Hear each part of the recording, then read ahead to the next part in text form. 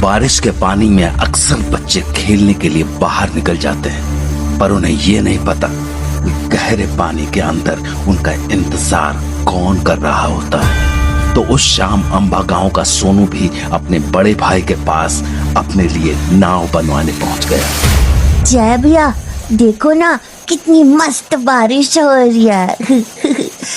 मेरे लिए एक मस्त बोट बना दो ना, वाटरप्रूफ वाली। बाहर सड़क पे मस्त चलाऊंगा उसको। लेकिन सोनू, कौन जा रहा हो बाहर? हाँ? अरे कौन जा रहा हो?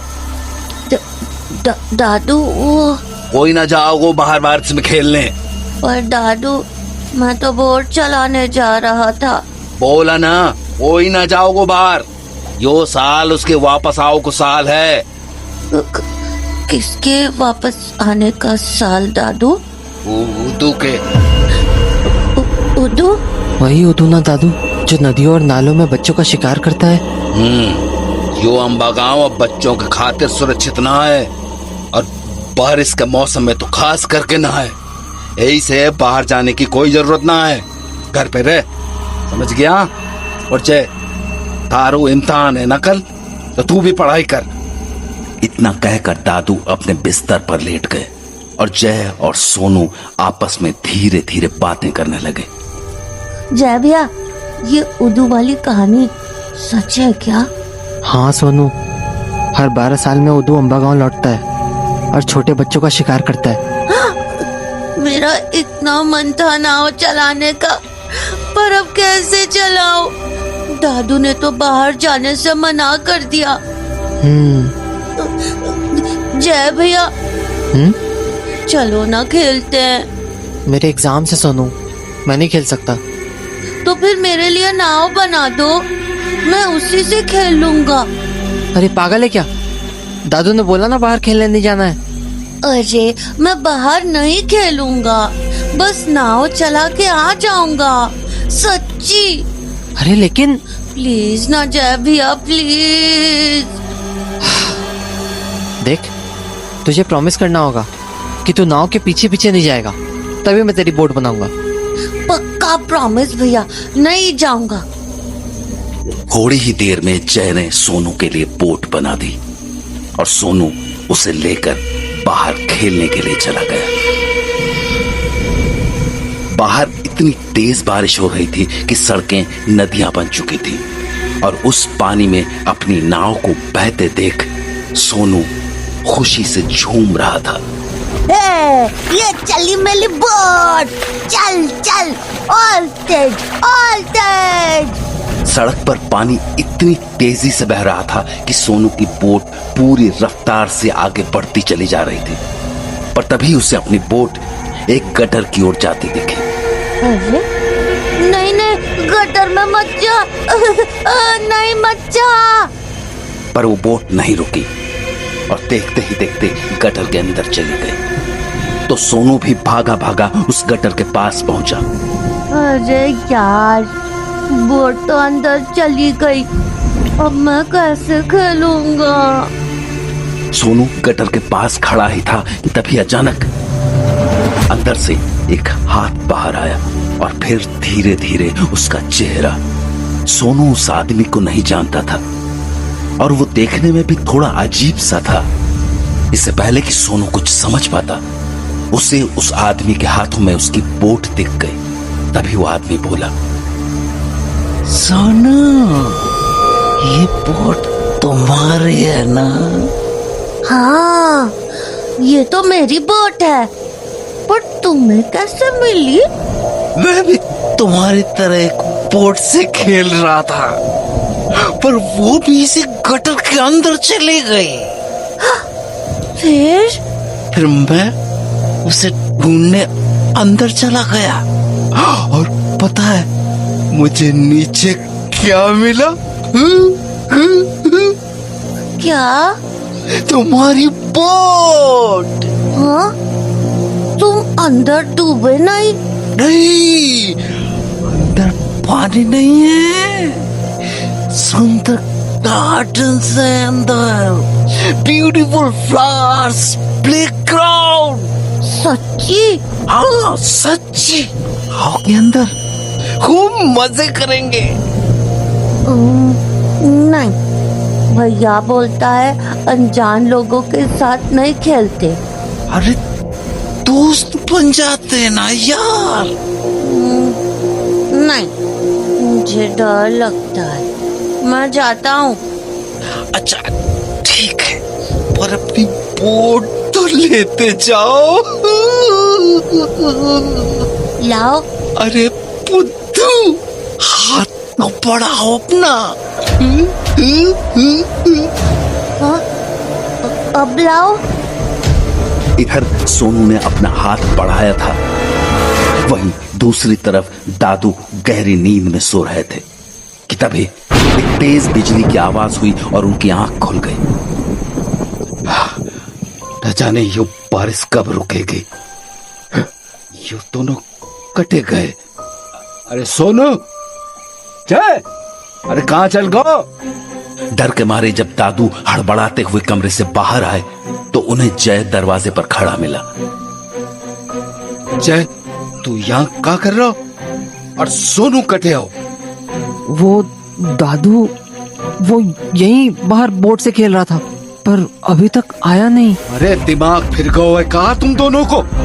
मना की थी ना तुम दोनों से बाहर जाओ को, फिर क्यों जान दो उसको? तो दादू, मैं तो। चुप कर और घर में जाकर बैठ जा, मैं जा रहा हूँ उसको ढूंढने। तो दादू हड़बड़ाते हुए घर से निकल गए और हर ओर सोनू को आवाजें लगाने लगे। सोनू, सोनू, सुन, सोनू, सोनू। पर सोनू का कोई जवाब नहीं आया। फिर घर से थोड़ी दूर गटर के पास दादू को सोनू की बोट मिली, जिसके ठीक ऊपर एक लाल गुब्बारा हवा में तैर रहा था। उस गुब्बारे को देखकर दादू का दिल बैठ गया, क्योंकि अंबा गांव में लाल गुब्बारे को उदू की निशानी माना जाता था।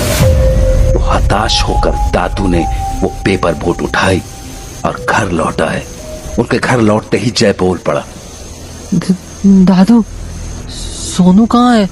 कहाँ गया वो? दादू।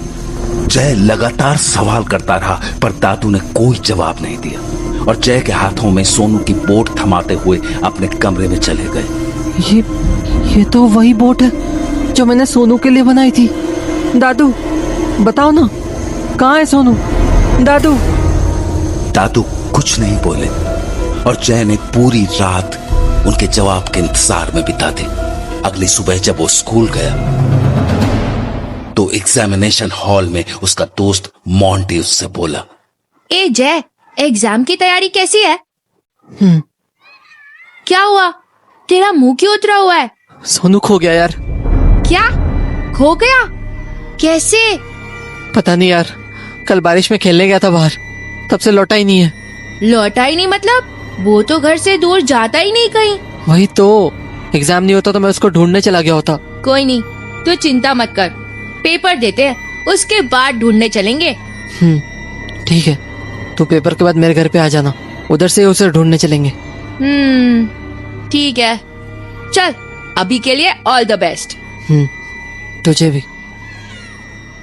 तो उसके बाद जय अपनी सीट पर चला गया और एग्जाम शुरू होने पर मोंटी भी अपना पेपर लिखने लगा। पर तभी उसे अपने पीछे से एक आवाज आई। मोटे, मोटे। वो आवाज ओम की थी, जो स्कूल का सबसे बड़ा गुंडा था और बदकिस्मती से वो मोंटी के ठीक पीछे ही बैठा था।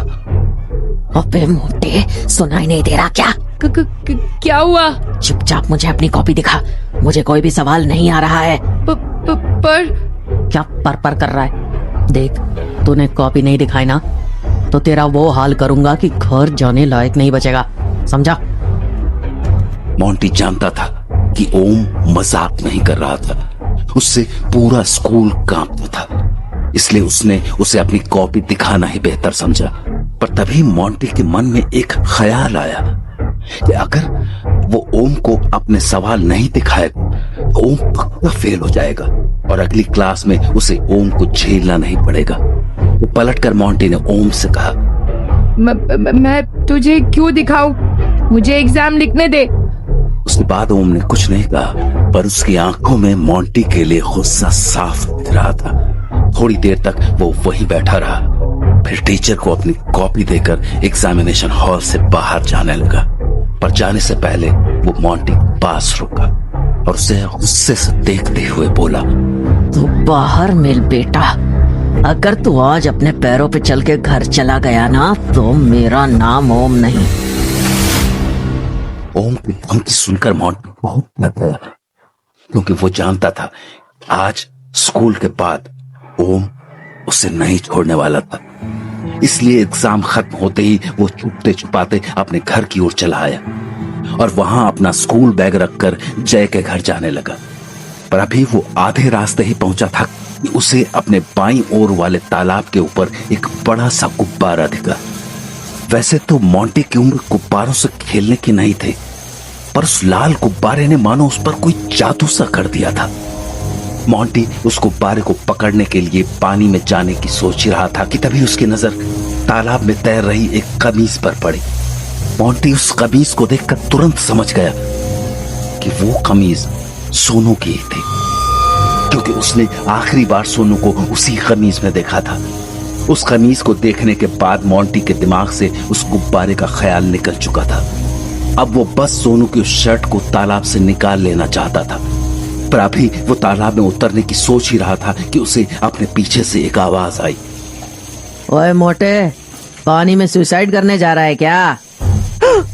ओम की आवाज सुनकर मोंटी की रूह कांप गई। गुब्बारे और जय की मदद करने के बीच वो ये भूल ही गया था कि ओम ने उसे सबक सिखाने की धमकी दी थी। ओम, तुम क्यों आए हो यहाँ? साले मोटे, अब तू मुझे बताएगा कि मैं कहाँ हूँ और कहाँ नहीं।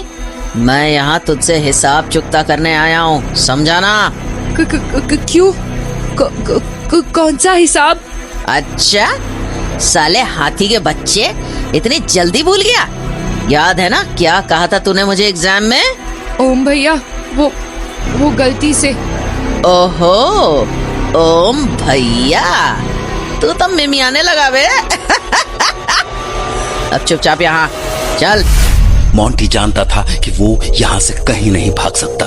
उसे अब ओम की बात माननी ही थी, तो वो डरता हुआ ओम के पास चला गया। ओम भैया, देखो, मुझे जाने दो। अबे चुप, ज्यादा चबड़ चबड़ मत कर, वरना इसी तालाब में धक्का दे दूंगा, किसी को पता भी नहीं चलेगा।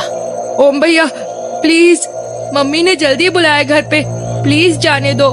मम्मी ने जल्दी आने को बोला है? और यहाँ जो तेरा बाप तेरे को रुकने को बोल रहा है, उसका क्या? मुझसे गलती हो गई, अगली बार से जो बोलोगे वही करूँगा, जाने दो प्लीज।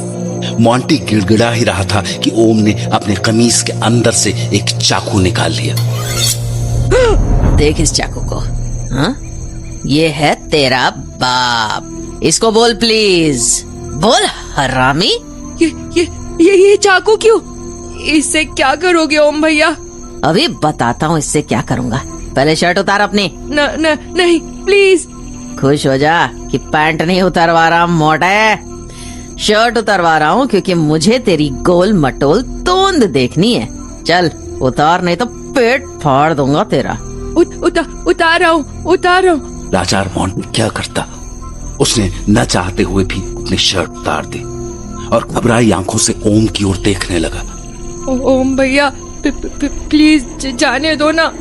ऐसे कैसे जाने दे दूं मोटे, अभी तो मुझे तेरे पेट पे चाकू से गोला बनाना है, बिल्कुल ओ जैसा, ओम का ओ, जिससे तू जिंदगी भर याद रखे कि ओम से हरामी पना नहीं करना चाहिए। ओम अपना चाकू लेकर मोंटी के पास पहुंचा ही था कि मोंटी ने उसे जोर से धक्का दिया और वहां से भाग निकला।